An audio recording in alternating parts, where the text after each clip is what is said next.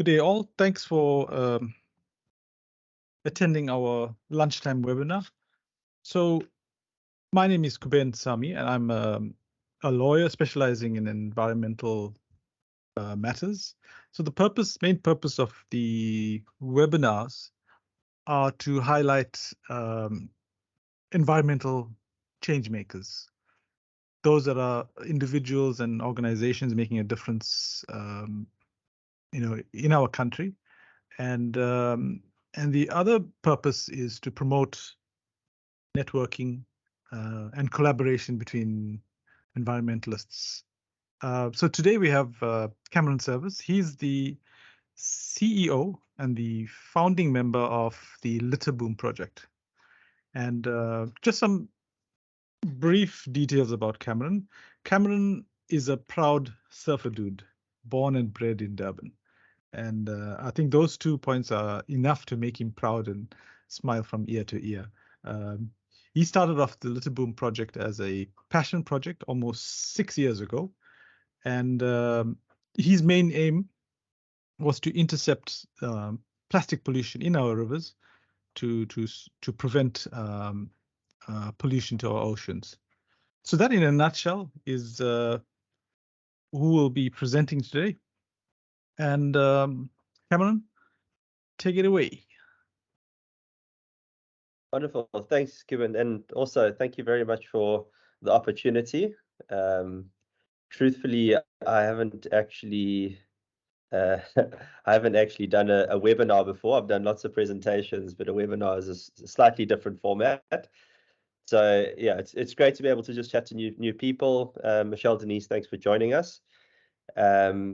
Like Kuben was saying just before, obviously we're planning on recording this, and it'll also become really valuable in being able to circulate this presentation, which really encapsulates what we do at the Litterboom Project. So Kuben, thanks very much for the opportunity. The focus really around today's short presentation, and it is going to be short because it really is just a snapshot into what we do at Litterboom Project. A lot of people have seen or heard of us over the years as it pertains to litterbooms in the river and work that we do in the river. But today sort of offers an opportunity to be able to look into some of the other programs and other parts of our strategy that for us are really meaningful and very important in the direction that we're going in as an organization. So just some background, some very short background. We started in 2017, just over 6 years ago. And the intention was really to get involved in the rivers because we could see that there was a huge amount, as surfers, the founding directors, we could see that there was a lot of plastic that went into the oceans via the river systems. So it seemed to just make a lot of sense to look at interception mechanisms and methods and methodologies within the rivers to mitigate that plastic from reaching the ocean. So, fast forward 6 years and we've found ourselves in a position where we're in 10 different river systems around the country, specifically in Durban and Cape Town, or KZN and Cape Town. And we've got lots of staff on the ground and a number of different programs. But one of the things that sort of we started to realize over this period of time was really that we understood that we had to do more than just collecting rubbish out of the environment.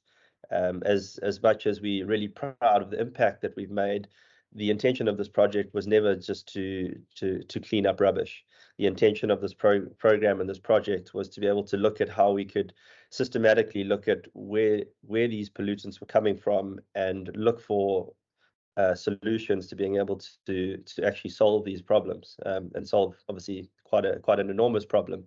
So we jumped into this thing as a marine conservation organization, and it's kind of it's been Pandora's box, but it's also been Pandora's box in a really great way. And it's exposed us to a lot of different ideas, a lot of great other organizations, and really kind of just got us to the point where we've understood that there's as you'll see in the title, there's a source to sea strategy. There's an ecosystem strategy that for us is something that could work.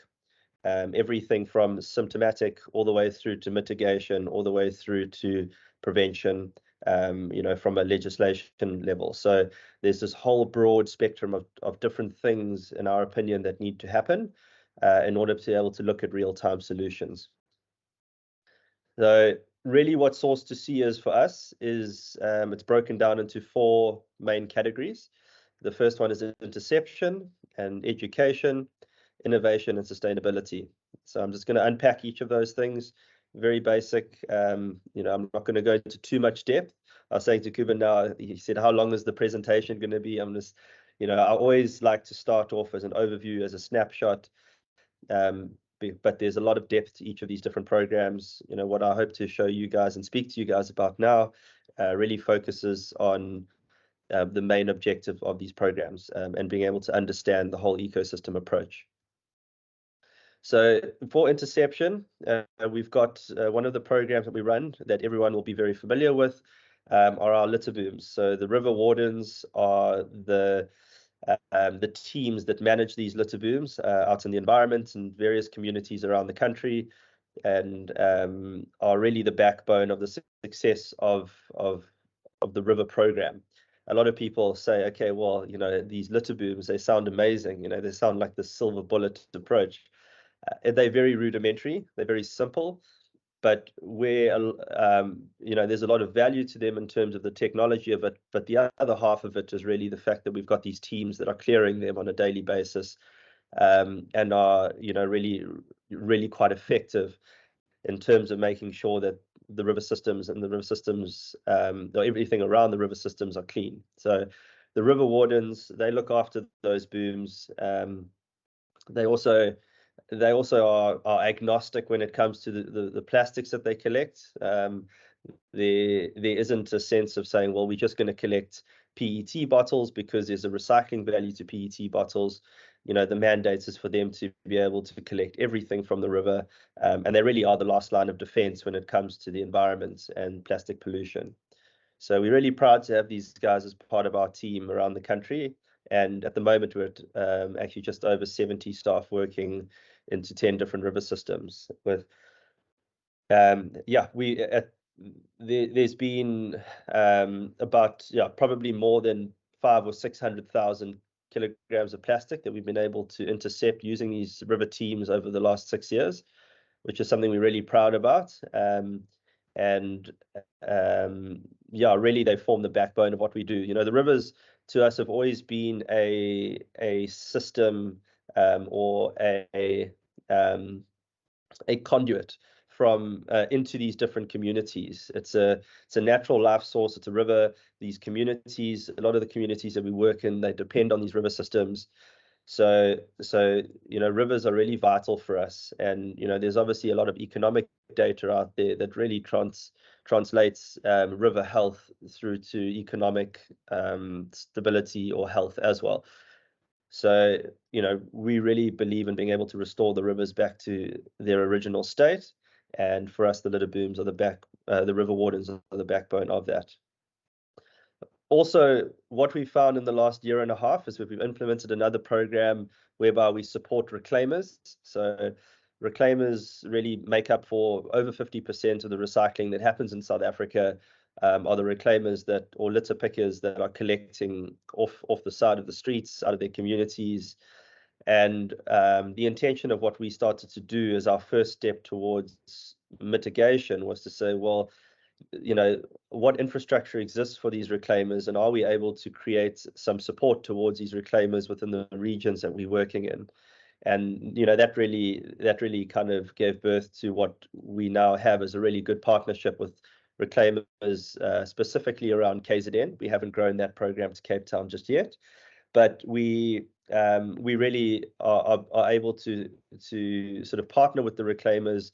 They can focus on collecting within their communities, and we are able to help them with collections, and we have an off-take agreement with them. So we actually we're paying the reclaimers, and then we've got different partnerships with different recycling entities. So what we are trying to do there is not try and become a recycling company, but really what we're trying to do is initiate that ecosystem where we're fighting for the best price we possibly can for the reclaimers, so that they can make a living from it.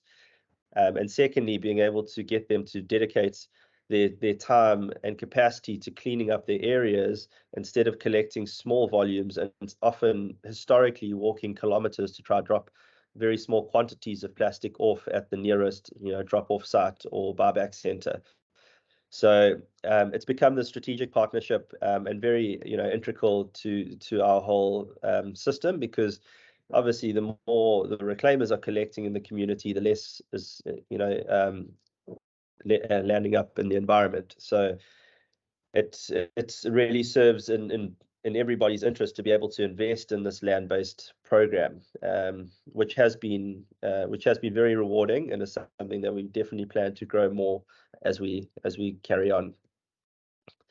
Education to us is really broken down into 3 different parts, and obviously education is incredibly important, not least of which is because you can't really dissociate education from infrastructure. So education, I can go into a community, for example, and I can say, we really want you guys to recycle, and this is, because it's good for the environment and it's good for health. But if they have no infrastructure, then that education and that thing that you're trying to teach is completely lost. So education for us is very vital. Typically, we break it into 3 different categories, and the first one is really educating the public, which is what we do and have done for the last couple of years at Litterboom Project, through various campaigns, through various cleanup activations. It really is about trying to get the public to understand what the problems are that surround plastic pollution, and obviously what their role in this whole space is.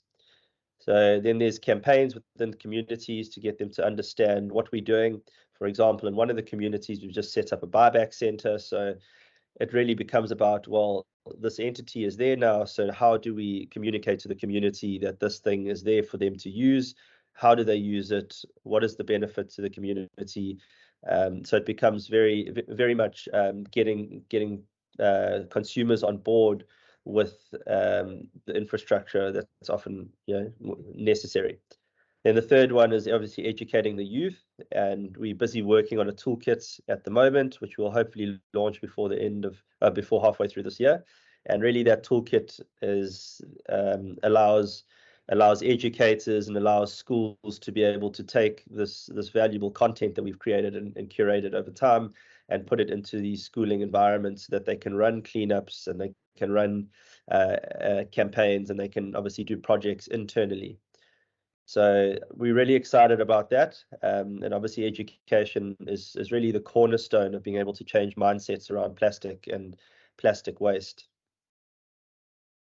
The third element to the project is innovation. So just in terms of our approach, there's obviously a dire need for us to look at 2 aspects of it. The one is obviously preventative innovation, so pre-consumer innovation, which, as I say over here in the slide, it really is a design failure in plastic products. And we're starting to see more and more people get creative about the design of products, keeping in mind the end of life of that product, so that it doesn't have the environmental impact that some of the plastic packaging has these days. And that's obviously something that is evolving over time, and something that we are seeing progress with, but it is fairly slow progress.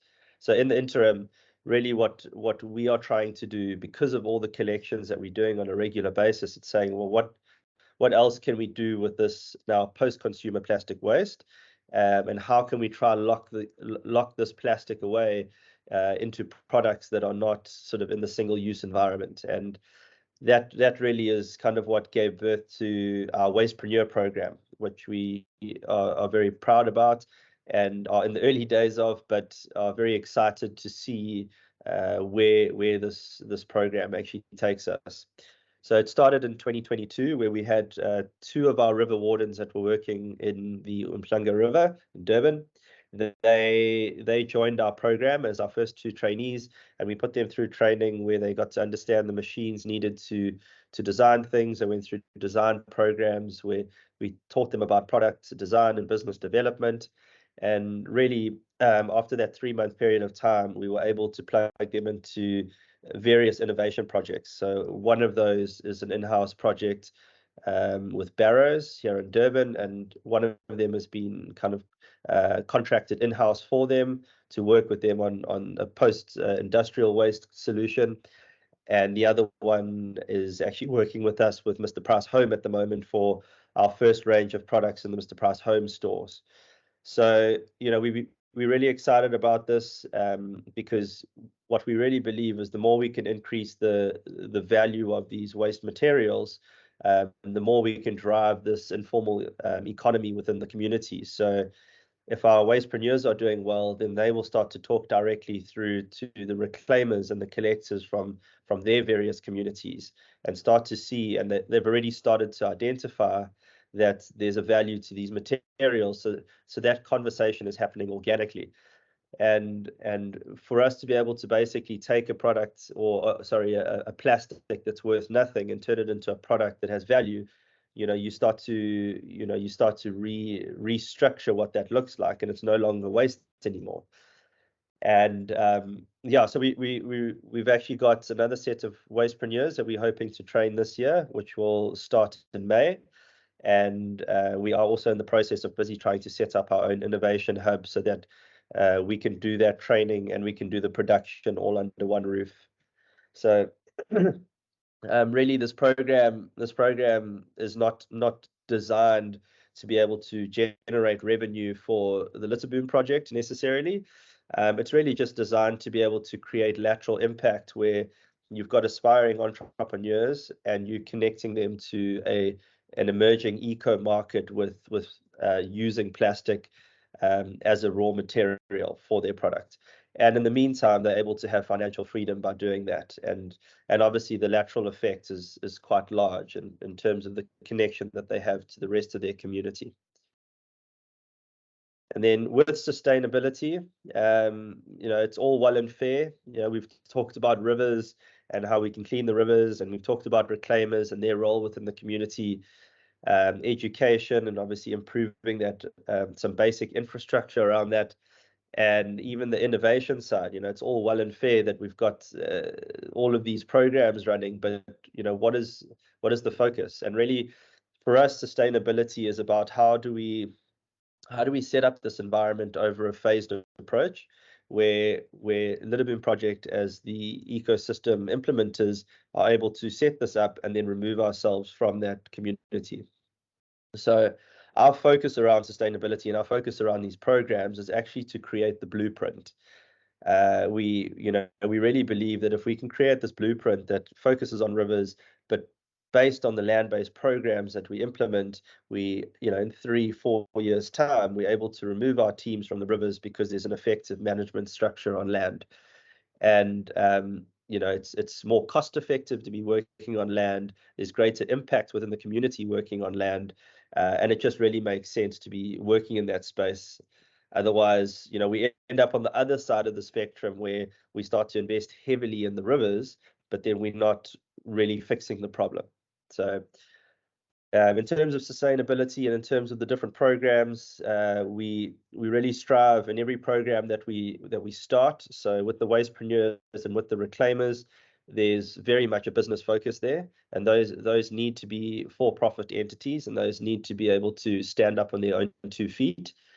And really this whole ecosystem approach depends on it, because we can't keep throwing CSR funding or donor funding at such an enormous issue. So it's very important for us to be able to integrate these for-profit driven programs into the overall strategy, and really to let those conversations start to happen on their own. I always say to our operations manager, Josh, I always say to him, like, if we having to get involved and if we having to tell people how to do it, we're heading in the wrong direction.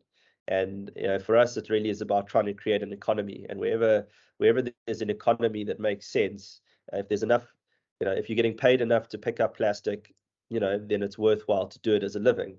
If you're getting paid enough to turning plastic into a product, then you're going to do that because the opportunity's there. So with all of these, what we've also explored is in terms of long-term funding, enterprise development and supplier development funding. We've looked at, obviously, this is on top of the for-profit focus, but looking at all of these other mechanisms within private sector that can also look at sustaining some of these programs without the demand for, again, Litterboom Project to be the ones driving it. So yeah, there really is this focus on this ecosystem, and really getting the ecosystem right for us is really important. And up to now, our focus has never been to raise funds, which is quite interesting. We've always grown quite organically, and we believe that if we start to get these things right, even within a 50% efficacy, we start to have a program that really just speaks for itself. And because of that program, that's the kind of thing we can scale, and that's the kind of thing that will get support from whoever needs to be in that space, and obviously anyone who has a vested interest in the innovation and in the reclamation side of things. Okay, so yeah, that's it from me in terms of the snapshot. I hope that was informative.